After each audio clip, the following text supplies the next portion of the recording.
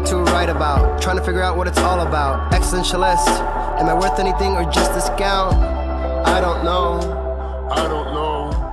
I don't know. That was a great sounds of Watu with Outside on WNHH LP 103.5 FM New Haven. Myself, Preston, with my partner in crime, Long Island raised, Elm City made. EZ BlueZ is in the building. EZ BlueZ, you're better with introductions more than me. Who do we have with us today on the program? You know, I believe it was the great philosopher Descartes that once said, "I think, therefore I am," in which you can sit there and truly understand the true basis of what a human being can be. Now, I say this to tell us all we're all on an incredible journey, and when we go on to these type of journeys, we get to see ourselves in our truest forms and our truest colors. This person today has been through such a journey that's gone from the East Coast to the West Coast. It brings us back here to this wonderful to this bi-coastal show we've got going on here. So I want you to put your hands together. Not if you're driving. If you're driving, please keep your hands at 10 and 2 because we don't need any accidents. But mentally, I want you to put your hands together for the fantastic, the amazing, the incredible Nivi Canela is here with us to welcome Benvenue. Welcome, welcome, welcome. Hi, thank you. Thank you You're for welcome. having You're me. welcome. Of course. Now, for those that have been living under a rock and have no idea, why don't we just give a little bit of your story? What was it like, Absolutely. coming up from Jersey and going to Cali? And what is it like, on this entrepreneurial and, business journey that you're currently on? Sure. So I am from Union City, New Jersey. It is nicknamed Havana on the Hudson because it got a very big migration of Cubans, but it also just has a big migration of people from all over Latin America and Asia. So it's pretty diverse place that I grew up in, but it's also really teeny tiny. And I was just very much bursting at the seams with wanting to write and sing and act and dance and all the creative things. But we didn't have the income to support classes for all that stuff. So I had all these Broadway names, and I just kind of found whatever opportunities I could and patched together some kind of training for myself. I did not study much art stuff in college. I ended up getting a scholarship and being oh, I have to pick a safe route, but it wasn't safe at all. I picked ethnic studies, which is a social science that is literally getting banned in our schools now. So you picked the most unsafe of safe topics. Yeah, and then I to top it off, I'm queer, so anything I write and publish is also going to be banned. So we're just banned all around. I'm not allowed to curse today, so it's a lot, Anyway. I understand. We're here for you. We're here for you. It's, you want to know something? Sometimes a good shoot works out really well as well. Because shoot. Exactly. That's okay. Because you can do that. Because look, we speak with, and we have a very open range for a show. We speak with a lot of people from a lot of diverse different backgrounds. Yeah. And truly understanding that each community on its own can be marginalized, but then when you start to compound all the different things in there, sometimes it can feel completely helpless. Now, in the face of, your safe major being unsafe, and in the face of, the reality of who your true being is, and just being that true being, also puts you kind of on a banned list. How do you keep moving forward? How do you maintain this wonderful personality and smile on there? Because I'm grumpy 97% of the time. Every time the next person blocks me, I'm okay, word, I got you. We'll see each other on the street one day. It'll be fine. Yeah, it was just staying true to that desire to live and breathe creativity, in whatever form it comes up. I haven't taken pottery classes yet, but other than that, I wrote a book. I produce cabarets. I do a musical improv series. I have an album that I'm working on. I just love getting to express ideas in all kinds of different ways in an unlimited way, and looking at the ideas that capitalism and all these other isms project onto art, it really limits us, because I think that art it's a place to put our feelings, and it's an outlet, if we allow ourselves to enjoy our own art and share it with others without the kind of attachments to perfectionism, and the idea that our art has to like make money to be valuable, or shame, and the idea that like if we create something imperfect, then we're faced with our own imperfections. If we just like free ourselves and allow ourselves to create without all of that kind of looming over our heads, or I guess through all of it, then yeah, we just live more like happy and fulfilled and creative lives. Well, how do you do that though? I mean, because when you have the rest of the world, and the rest of the world does tell us you're not being safe, you're not being smart with this. What you're Yeah. doing is a dream, a pipe dream, or something like that. And look, to quote one of my favorite artists out there, Chesky, we're turning pipe dreams into pipe bombs. Mm. Oh yeah, I love that. I love that line. I love that line so much. How do you maintain? Because as well as I do, there is somebody sitting at home right now who comes from even a more marginalized community than any of us sitting here, that is going, okay, if these three knuckleheads can do it, maybe there's a shot for me. So give you that opportunity to speak to that, that human that needs to hear your voice right now.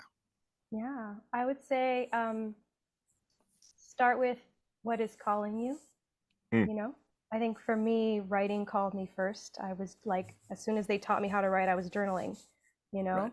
and making up stories and uses and writing songs. So, start with what's calling you, but it doesn't have to be the be all end all, it doesn't have to limit you. Right. Focus on the feeling of creating versus the product itself, and like write or express yourself in whatever way about the experience, whether that's like talking to somebody you trust, or I'll sometimes like record a voice memo to myself. It's like an audio journal, Right. just like talking about what feelings come up for you as you're creating and as you're thinking about creating, so Mm. just being present yourself through the process of creating, and you know don't rush to show the world your stuff. Sometimes we get this impulse where we're like, oh my God, I made a thing and now I have to show it to somebody, and it might be somebody we love, but they might not be ready to like receive that with as much Right. compassion as we need in that moment. So, Mhm. be okay with like kind of hoarding your art to yourself and keeping it as your own little pet project, until you are ready to share it with some people who maybe are more like-minded, you know? That actually brings up a beautiful question, and I love how we've got here organically. When did you know? When do you know it's the right time to show a piece? Because Mm. we can go back all the way to Emily Dickinson, and she died with just volumes upon volumes of poems, buried in desks. So when does an artist truly know it's time to show the piece? I have two answers to that.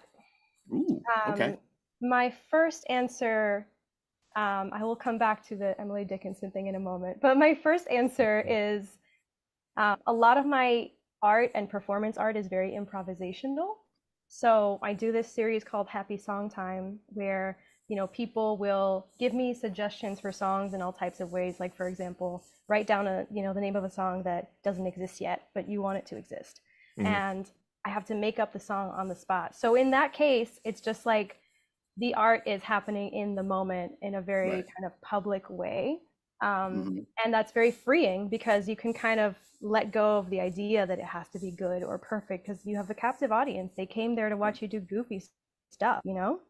I didn't curse. Okay, thank you very No, much. You did. no, No, you handled that no, beautifully like well. a professional, like a Yeah, that professional, was true well done. professional. Well done. Just I'm give you ready your for snaps. radio. Thank you Give you very your snaps now. much. So the second answer to that, going back to the Emily Dickinson thing, it's really interesting because during lockdown, I had a lot of time on my hands and started going through like my old files and discovering that I had a lot of songs, I had a lot of poems, I had some stories, and I was ready to put some together to leave behind. I Mhm. didn't want to, go without sharing some of that, you know? And so then Mhm. for me, it became like, what is the piece that I want to create, and like what's the message, what's the purpose of it? And two things have come from that. One that's already complete, and the other one that's still kind of in development. And that's my anthology, Miss Bergenline, which is a collection of poetry, essays, and a couple stories about just like growing up queer and Caribbean in the projects of Union City, New Jersey. And it's very much like a scrapbook kind of zine feel. It has like photography and drawings and just like all this stuff that I pulled together, some of which I wrote while I was growing up. And for me, that was about like creating something for the next generation of kids like me to have, because growing up like reading about, when I wasn't out yet, like reading about queer authors like James Baldwin and Tennessee Williams, I was like, oh my gosh, they were just out there like living and writing about it, and you know what I mean, like wow, that's so cool, and now I get to read their bio. And so that gave me a lot of strength, and a lot of hope, and eventually the courage to just like be myself. Right. And then the other part was my album, which is still underway. I've released 2 singles, but my album, Our Lady of Abundancia, is a collection of songs, some of which I had already written before, many of which I had already kind of written the words to, and just kind of needed to learn how to like self-produce along the way. Yeah. Okay. Yeah. Cool. So let's get the breaking story here. When do we think the album will be out there? And are you going to be releasing it just single per single, and then in a compilation when it's all done, or are you going to release the album and just put that out in the universe? That's a great question. Thank you. We try. I don't know. Yeah. So far, I released a single in like November of 2022, and then I just released one last month on Valentine's Day. Oh, cool. And yeah, that's like a queer love story about like not knowing if somebody's like queer or not, or maybe they're just like not into you.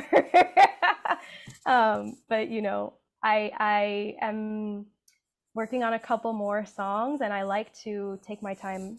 I like to just be with it without a deadline. Right. Yeah. Good. Well, see, that's a great answer. See, it was a good question, but it was a great answer because Thank you. true art An honest there isn't a answer. timeline. Well, and that's really the best part about it is it was an honest answer. We could sit here and we can give ourselves industry answers all day long.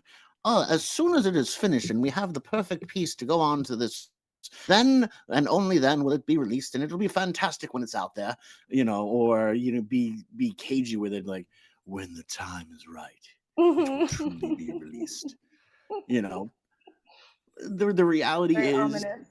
yeah, of course, there's so many different ways you can play it, but the truthful way is always the best way to go about it. And thank you so much for living in your truth and allowing that to come through and to not just be a sales technique. Yeah, I didn't know I was going to be releasing Femme Love Blues last month.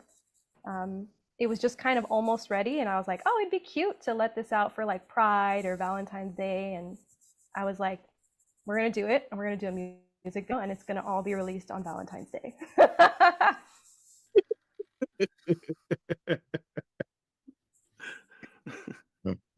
Speaking of living your truth, what is Naked Broadway? Oh my gosh. Okay, so Naked Broadway is my cabaret series, and it's an all BIPOC musical theater themed cabaret. Our tagline is, it's Broadway, but naked. The most places we're not legally allowed to actually get naked, but there is definitely an element of like burlesque and striptease in it. There's also sometimes drag, variety. We get some singing as well, and it's a place for lovers of musical theater from all backgrounds to like just come together and do whatever they want with a musical theater song that you wouldn't see on a Broadway stage, right? So, for example, there is a song from the musical Rent called Out Tonight, and I one day was like, I'm gonna make an act out of this, but I'm gonna be a cat, and it's gonna be called Meow Tonight, or and another show that I did, it wasn't a Naked Broadway show, but it's the same kind of idea. Right. I took this very like braggadocio knight from Camelot, and I'm like, oh my gosh, I really want to play him. He just sounds like he'd be really fun to play. And what if I get like I make a sword and then I make it so the sword just like goes limp in the middle of the act. And so I got to play Lancelot and sing his song and like brag, but it Oh, was that's like cool. a drag act as well. Yeah. Right.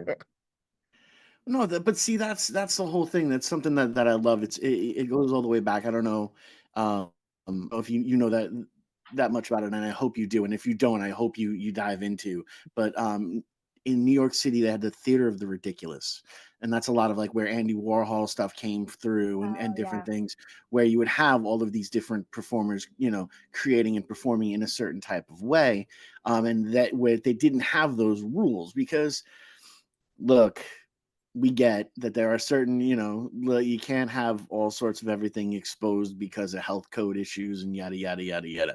I'm sure, I'm sure, and we respect it. And plus, you have to be careful with audiences and different things like that. But the more rules and regulations we put on creativity, the less creative it is, and it's not a cop out. Like I don't think everything has to be, done by Maplethorpe, you know, but there just happens to be that aspect of it's got to challenge you a little bit. It's got to make you, if it doesn't make you feel just a little bit uncomfortable, is it truly art? Sure. Yeah.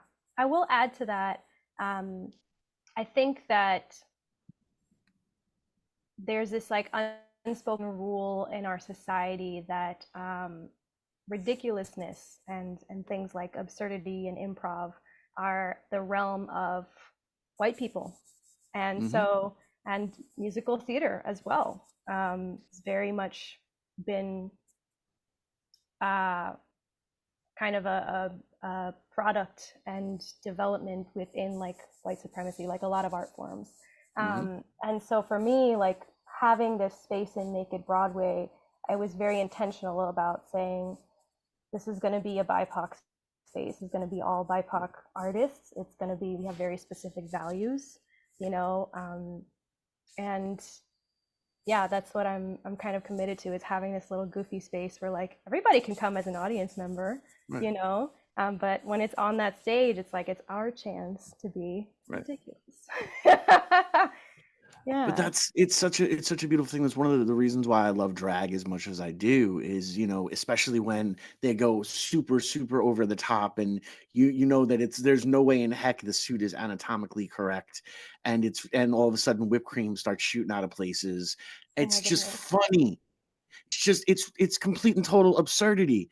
But Yeah. that's what's necessary, because there's so much darkness that goes around that it can Yeah. consume you and eat you alive if we're not being, a little bit more ridiculous every single day. Then I mean, what fun is life? Yeah. Sure. I will highlight an act that another performer did in our most recent show.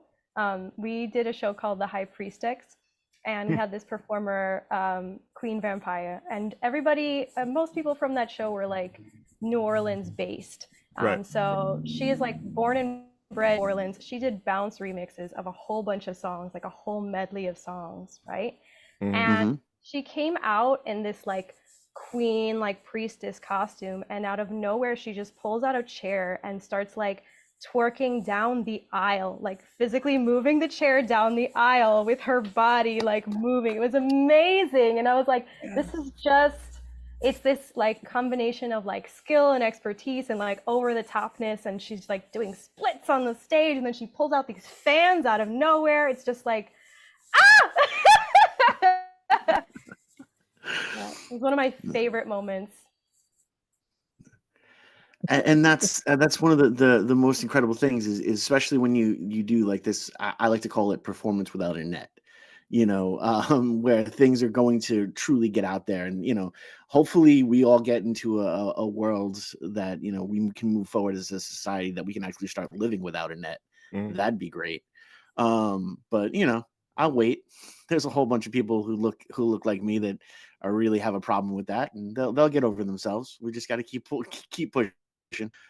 But as we move forward, and as we are continuing to push that envelope, where do you see yourself You know, is this something that is it going to be like a franchisable type of thing, or is this going to be Like Preston and more Easy of Blues on WNHH LP oh 103.5 FM New Haven. Myself, Preston, and my partner in crime, Long Island Raised, Elm City made Easy Blues, the franchise player. Go ahead, Easy. it is literally just an honor and a privilege to watch how smooth you are with those things. It's so good. It's so good. I'm impressed. Timer I'm goes off impressed. and it's just Yeah, There you boom. go. So like, ooh, what a great segue. But no, so is this is it more of a movement, or is it more of a business aspect for you? You mean Naked Broadway? I mean the whole thing. I don't just mean The Naked Broadway, but whole I mean, thing. yeah, I mean the whole thing. You see I the don't. eyes I'm widen? not here to ask a small You see question. the eyes open up? Do I look like I ask small questions? You turned your face to That's 180. an enormous question. I mean, how do I? You're asking me to like describe my my business plan. Not necessarily describe your business plan, but really break down more so that the people can understand where this truly comes from. And the fact of it's not that you're sitting here trying to figure out a way to, and we don't pour salt in anyone else's hustle. Someone's going Nope. to be mad No, at we me do for not. saying this, Mhm. but it's not something where you're banking to $1 million. In this latest season of Survivor, there was just this gentleman that was voted off, and he had said, I'm not here for the $1 million. I want to win 1 million hearts. How can you show people that you're actually here to win 1 million hearts and not necessarily the $1 million? Not saying you turn down the $1 million if it came, but I'm saying that's not really what you're in it for. Yeah. How can you show people that you're in it to win 1 million hearts and not $1 million? Yeah, Is the question? sure. That's an interesting question because Thank it you. seems to come from a place of feeling a need to, I guess, prove one's intention. Mm. Prove one's authenticity. I will say I'm probably not in it to win either. Okay. I don't think I want to win 1 million hearts because that would mean that the connections were very superficial, Mm. and that can be very fickle. I think for me, I want to live my life in a way that is as joyful as it can be and creating as much joy in collaboration with others as I can, while also staying in alignment with my values. Mm. Yeah. There you go. Speaking of alignment, a little birdie told me your favorite X-Men character is Storm. Oh. Why? And what connection do you have with that? So I grew up watching like the cartoon X-Men in the 90s, and Storm was like the only woman of color like cartoon that I saw, except for like Susie on Rugrats, but she was a little like me, so Right. I was like, oh, Susie's cool, but like I don't like look up to you. But Storm would just come in and like save the day, and like I realized as an adult that like they didn't have her in every episode, and I think that's it's probably because of racism, but I think it's also because Storm fixes things so easily. If they had there from the beginning, like there just wouldn't be a problem. And so when I was asked to like create my burlesque stage name, I came up with Nivi and Storm as like a tribute to her. That's awesome. Yeah. You see the new series? No, I didn't continue after being a kid and like watching it. I didn't really go into, like that. I'm just saying you will be pleased. Yeah, well, that's to be honest with you, you will be happy with what they've done with her. But that's it. Yeah, I'm not gonna I spoil get it so for you. disappointed sometimes. Yeah, well, no, this is something that's Don't completely bother. different because they're actually continuing the story. Yeah. Oh, that's You know what I'm cool. saying? They're Yeah. not trying to reinvent anything. They're continuing the story. They got the same voice actors. They've got Mm. pretty much, the same Ooh, team. Mm. Yeah. Yeah. nostalgia. You gotta love Okay, it. now I So, want to watch it. You gotta and love it, baby. it's Yeah. very well. It reminds you from jump. It Mhm. reminds you of the original series.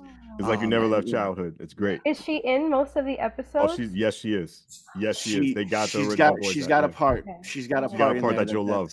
yeah, and also probably be sad about, but that's fine. Don't. No, it's good You though. shouldn't have That's said. show that Okay. shows love. That shows love. Okay. Whew. Don't kill the momentum, though. Like I'm preparing No. for like an emotional journey here. I have to be ready. Well, no, that it's much better to be ready for the emotional journey than if we're just to sit there. Especially, look, I Yeah. hate when that happens. When like Mhm. I'm sitting there and it's I want to sit and watch a mindless cartoon, and all of a sudden the cartoon takes you on an emotional journey you were not ready for, BoJack and now Horseman. you're crying and you're like, I was just watching Yeah. Bluey. I don't know what happened. I was just chilling. It was just in the background, you know. Yeah. So it's much better that you be prepared that there will be emotionality that will come that will come from it, Okay. Good to know. Good to know. Do you give that same advice being a creativity coach? Just preparing people, when Just be you when it, prepared. yeah, like, that's a good song. Like for like future Broadway shows or whatever they have like creativity, do you like set like things up like that as in talks when you talk to like different clients or Oh. yeah. Do you mean like emotionally preparing Yeah, people yeah, exactly. for the journey Exactly. of like highs and lows that Hmm. comes with being an Yeah, because art artist? can take you into different Yeah, directions. Art can take you in absolutely. multiple directions, being a musician, whatever platform you do to show your art. It's Yeah. insane. It really is. Yeah. Yeah. I mean, it's definitely something that I talk about. It's not all like rainbows and daisies. No, it's not. Even the process of creation itself, you have to Hmm. kind of move through some difficult feelings a lot of times, which we were talking about earlier. But then you mentioned like people going on Broadway, people wanting to like act and stuff. Now you're putting yourself, in front of other people. Yeah. I have a client I was working with who like is working on a book, and it's about her childhood, and so there's this whole element of like, well, now you're sharing stories about your family, you're sharing stories about like your family history. How does it feel to put that out in public, you Hmm. know? And what I find is I would love to work with more folks who are like completely new to this. They're like accountants and they've never even, like considered picking up a graphite pencil or whatever. But Okay. to be honest, most of the people that I work with, most of the people who find me are already like pretty deep in a creative like hobby, project, career, whatever it is. And so for her, that like kind of exposure outlet was kind of gone because she was already doing storytelling, like live Right. storytelling and stuff Right. like that. And so it was more, I think for some people, it's more like the private personal aspect of working through things that is kind of the difficult part. Yeah. Right. But I sit with them with. That makes sense. Yeah. Okay. Yeah. I don't really sit here and tell you to like color. I'm just here like, yeah, well, how do you feel about that deadline you set for yourself? Like, how's it looking? Yeah. Well, look, that is so super important because you know how many unfinished projects I have. Like Mhm. I think I'm working on like 3 different books at the same time, like doing all this Ooh. kind of stuff just to try to knock out, what needs to be knocked out. And have I written a page for any of them? Nope. Interesting. Not a single word has been hit paper or in a computer, but I know the format of every single one of them, and I know what's going through. And one day I'll be motivated enough and I'll be inspired enough to move forward. But I'm not gonna force anything like that either because I know what it's like to sit and stare at a blank piece of paper or a blank computer screen for hours upon hours, and it is terrifying. Mm. And you can that can open up such a huge, just cataclysm of just nightmarish self-doubt and have that little voice in your head be super loud. So I understand and I appreciate, those people that are there to be like, hey, how's that deadline doing? Are you okay with doing it this way? Are you sure? Maybe us artists do need our hands held a little bit more than other people. Or maybe it's the tism. I don't know. Accountability. I like it. I would say if I were working with you, I would ask you, what do you think is keeping you from writing the first word? Not that you don't have to answer it on the radio. I'm not getting it on the radio. It's just a question for you to hold and to find a way that feels comfortable to express that reason, whether it's maybe a voice memo instead of sitting down and like staring at this blank page. But if you can get through that little hurdle of like, what is stopping me? I feel very passionately about these projects, but I feel so intimidated by the actual starting. What is stopping me? Right. Yeah. There you go. How do you balance your creativity? Because you're definitely a multitasker. You got a lot of stuff on your plate. How does the creativity coach balance herself? I rarely give myself deadlines for like the big project, which is easy for me to do because I've been doing everything independently thus far. Right. I self-published, I'm self-producing, and I also know that my main foe is perfectionism. So perfectionism is what tells you, well, you told everybody it's going to be done by this certain date, so now it has to be done by this certain date, and if it's not good, then they're going to be disappointed. So you might as well not start and just like, go do something else instead, or you might as well just make something and then put it away and never look at it again because it's never going to be good enough. Like there's all these little voices that come up and all these like horrible thoughts that come up when you're literally just trying to create something. So for me, as somebody who wants to sing and write and act and dance, something I had to like front very early on, and after making the decision that like this is just what I'm going to do with my life, this is what I'm going to center my life around, like was, am I like a professional dilettante? Like am I like a professional hobbyist? Am I like a professional amateur? Like what's the deal? Everybody's telling me I have to pick one thing and get really good at it and focus on it until I like make it, you know what I mean? And then and use that to like leverage the other projects. But it's the same kind of mentality. Like somebody told me when I was growing up, like, oh, you don't have time to make art when you're an adult. You have to wait till you retire. I was like, you just wait till you retire and then you make art and then you die? Like, what is that? Right. So for me, it's like I take time daily to check in with those voices.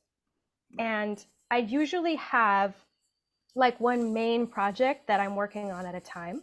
So, and when I say main project, I literally mean like the smallest part of it. Like I couldn't stop everything and work on an album.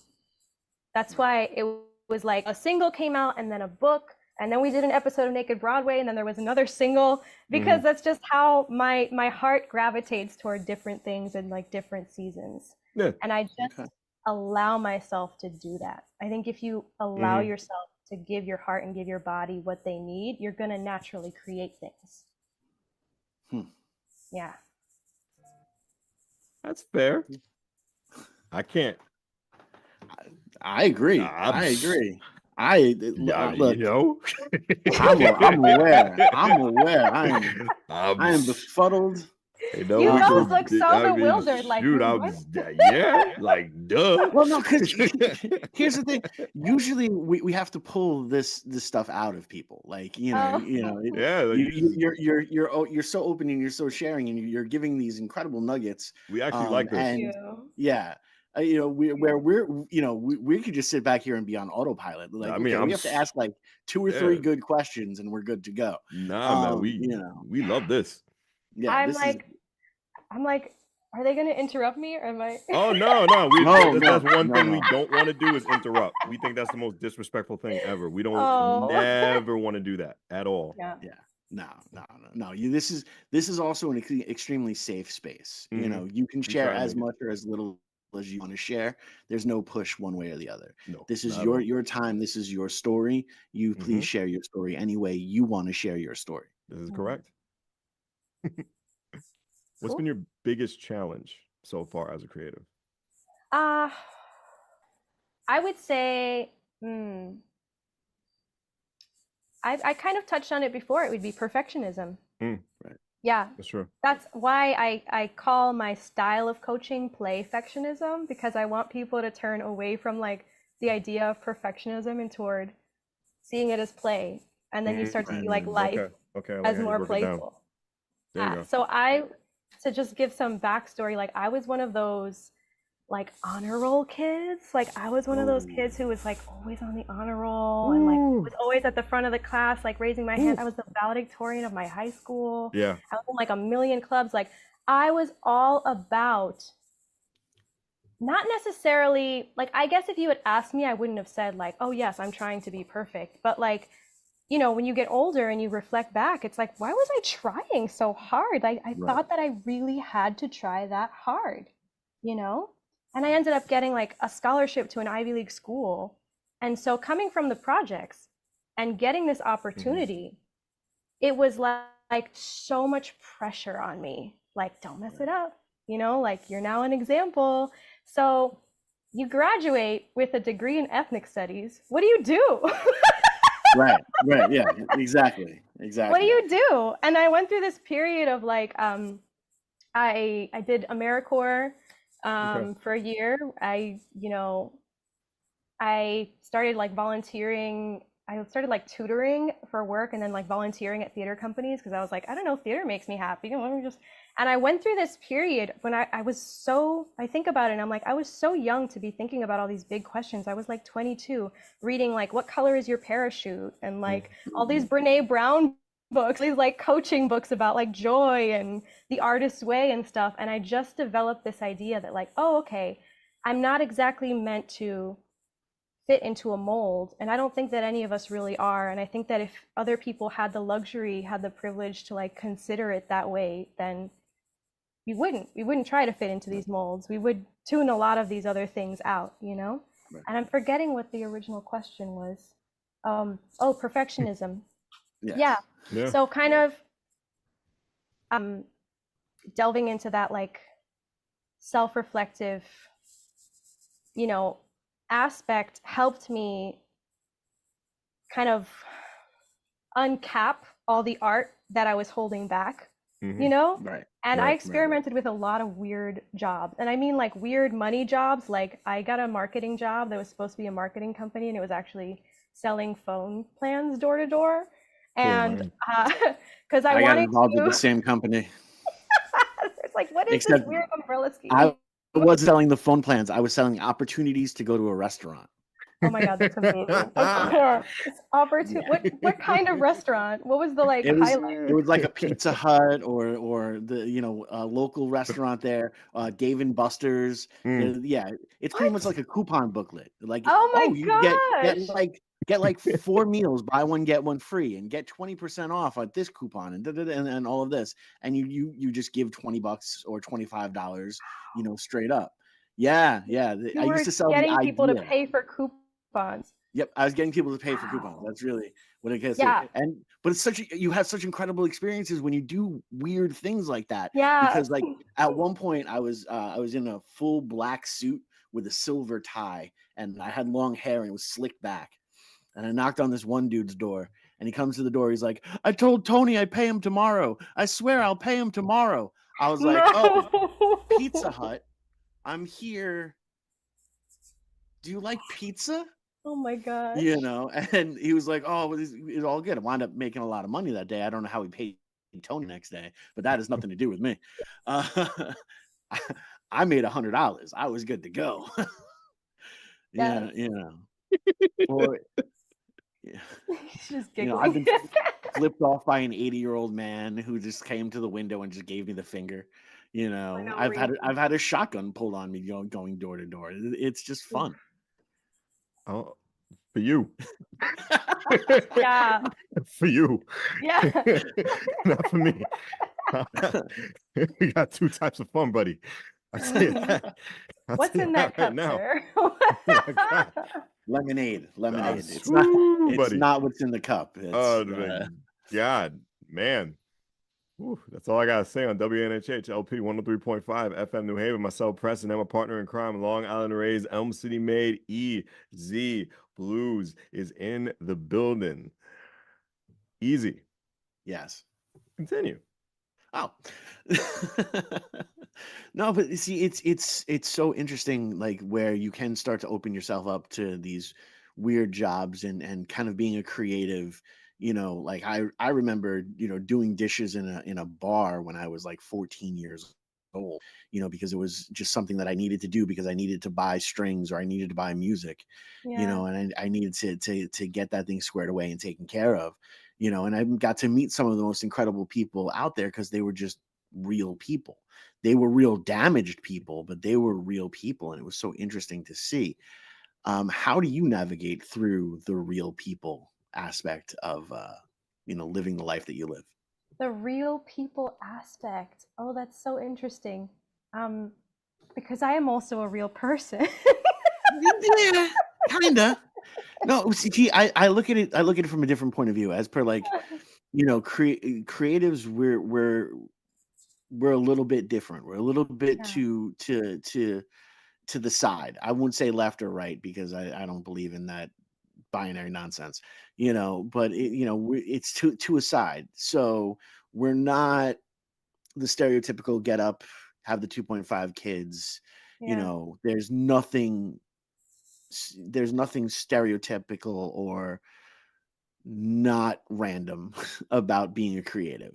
Yeah. So that's why I look at, you know, the real people of the real world, you know, where we have to say things a certain way and be a certain way, act a certain way. And then there's the world that we, you know, we would love to create where we can all live free and 100% be ourselves. So Yeah. that's what I say about, you know, real people. Yeah. Um, you know, some of it is I take what I wish I could have said and I put it into songs, Mm, you know? mm, Yeah. I have a song called Hey Little Man that's about a boss I used to have because, you know, I couldn't say it to his face, so I had to write a song about it, you nice. know? Yeah. I think most of it I put the feelings into art and I I I I say things that I think other people would say. I think um I've learned as a woman that I have to draw Right. some boundaries with people Yes. when they're just Absolutely. out of line, you know? I was doing like a TikTok dance the other day and somebody just randomly, this man I know, just started recording me. I was like, don't stop. Like, what makes you think that that's, you know, Yeah. okay? And I think that, you know, in our society as a whole, but for Mhm. women in particular, like we're Right. conditioned to not say anything and just kind of play nice. Um, Yeah. Mm, but I okay. know that like for me that it creates such a sense of discomfort in my body to carry that with me, and I don't want to do it anymore unless Right. you know it's the stakes are high and it's a power dynamic where I simply can't, and then I have to go write a song about you and Yes. make a Well, there you silly go. TikTok video about you. Word. Word. Well, see that now that makes it very interesting, and I love how we kind of transition into this point. How do people find you where they can really? Because again, you're now on the West Coast, and there's a whole bunch of people on the East Coast right now that are learning more about you. And you know, how what is it like actually managing your TikTok and what is your TikTok? What is it? It's a weird experiment. I don't know. No, no, the address. The actual address. What I is your know. TikTok? I know. It We're hit me. looking it up. Okay, I was Okay. in philosophical question mode, and then I Got realized it. you just meant like, what's the handle? Oh, So it's at Nivi Canela. It's my name. It's Nivicanela, and it's the same for my Instagram, and it's the same for Facebook, and it's the same for YouTube. It's very simple. and my website is nivicanela.com. And you can go there and sign up for a mailing list where I send you creativity tips like the ones that I'm sharing today. And I also send like updates on projects and shows that are coming up. Nice. Yeah. So here's where I sometimes challenge people to explore more in the creative aspect of it and different things. Aw. Have you ever thought about combining book with the creative help that you do? So kind of like a Mm. workbook Oh, workshop for book. for That's for the cool. creative. That's awesome. Yeah. Yeah, that's a So good idea. I said earlier I was really inspired by the artist's way. Mhm. And I feel like I'm at a point in my career where like I have a lot to say, but it also, I think I still have a lot to learn. So I made a little like 10-page kind of workbook for my mailing list that I sent out. And it was like 5 steps to become a playfectionist, you know? And I've thought about kind of expanding that into a book, but I don't think it's going to happen in the next few years. Maybe Okay. somewhere down the line. Yeah. But thank you I'm for the just idea. Of course. Well, I see there's something in that in particular, and then also kind of doing like seminars or doing like video I stuff do like do this in workshops. particular. So, Mm-hmm. I see it kind of working together.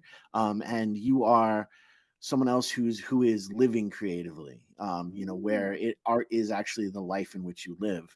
So I just want to, give you certain ideas to kind of help facilitate while creating that art in a different vein.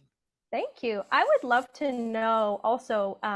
So I started doing these virtual workshops um, back in like 2021. So I haven't really been doing them for very long.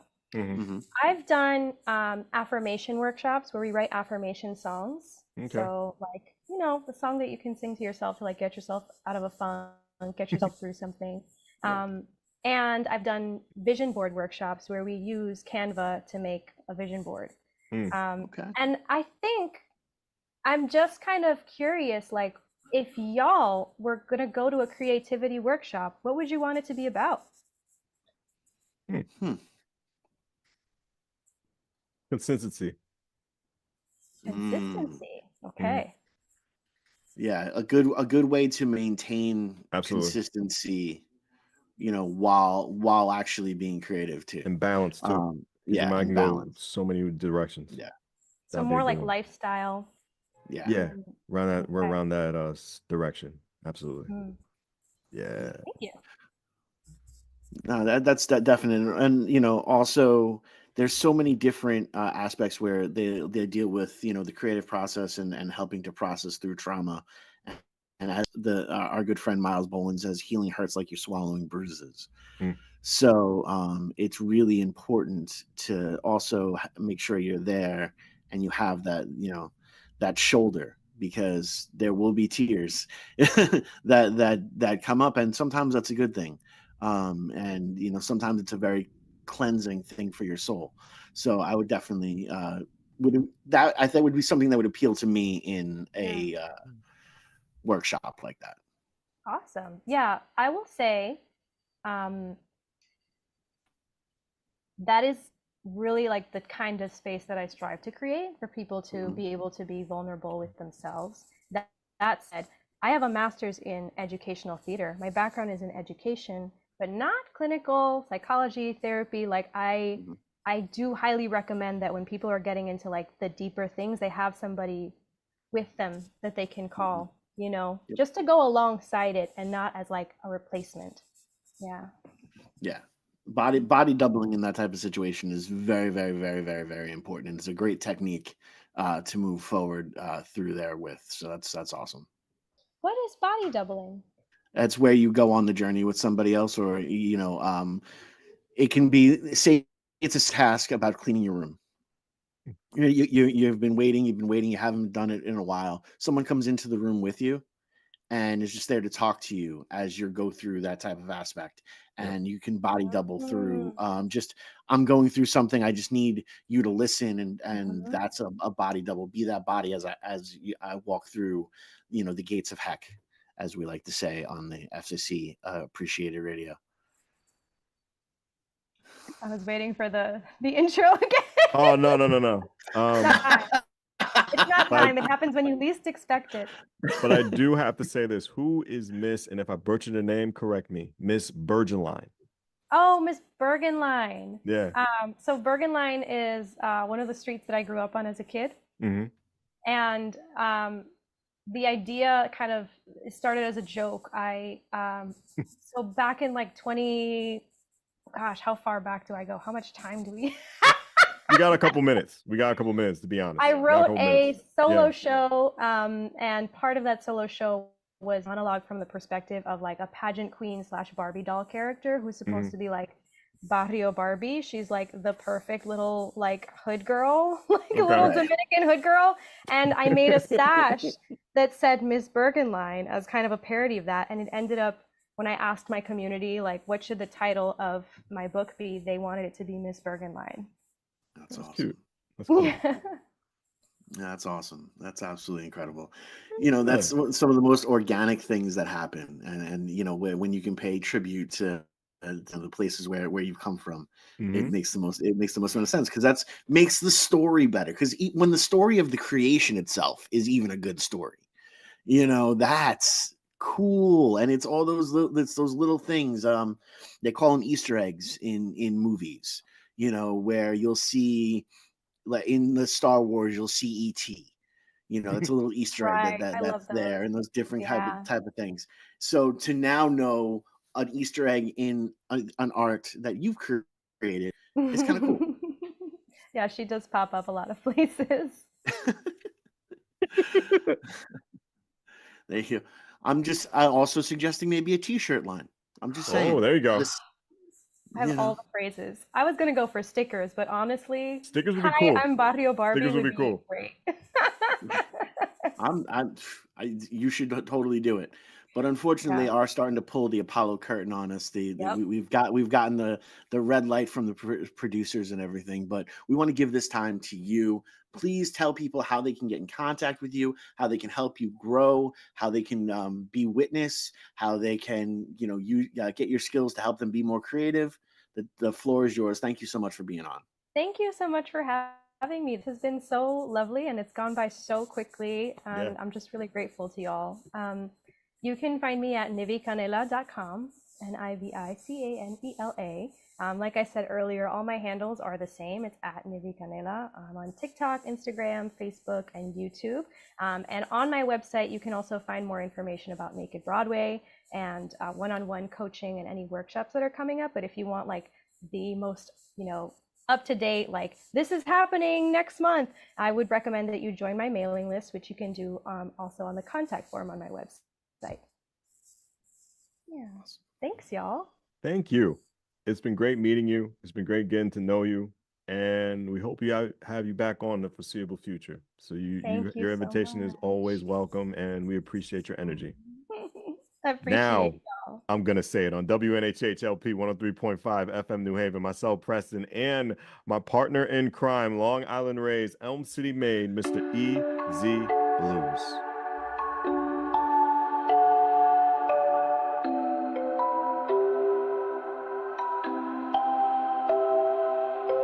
Wondering what to write about, trying to figure out what it's all about. Existentialist, am I worth anything or just discount? I don't know.